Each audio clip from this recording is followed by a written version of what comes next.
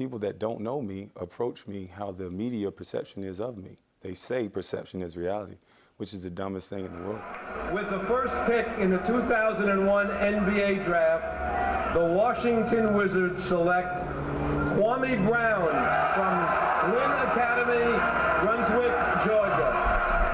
He was the #1 overall pick in the draft by your Washington Wizards. Did you think at this stage there would be more progress? Kwame Brown is just being a disaster out there. Kwame Brown, arguably the biggest bust in NBA draft history. This man was a bona fide scrub. I think a lot of the times people say things that are opinions and they say it as a fact.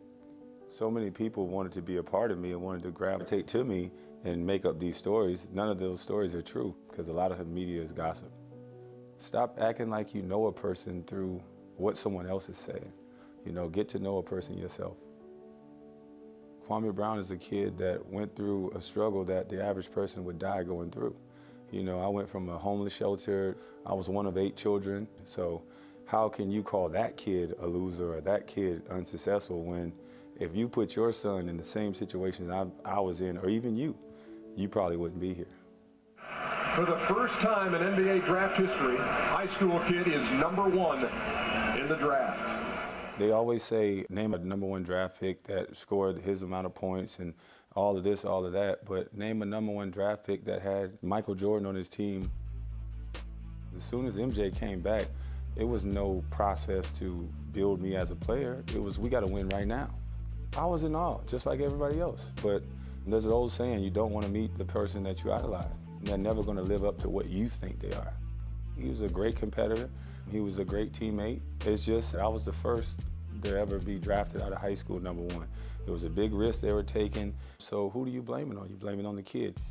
You start talking about his hands. He has small hands. You start talking about this. He can't catch the ball. You start talking about that. He has no game whatsoever, plays no defense. And you forget that there was a process that I went through to get to that point.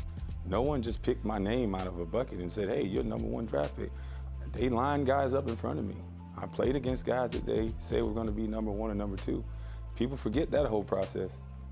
But if you go back and do your numbers and you look at when I do play, you know, no one talks about Charlotte. I was averaging double-double in 2 quarters. Tyrese Thomas had 40 million for that one season that he almost had a double-double. I got 1-year deal.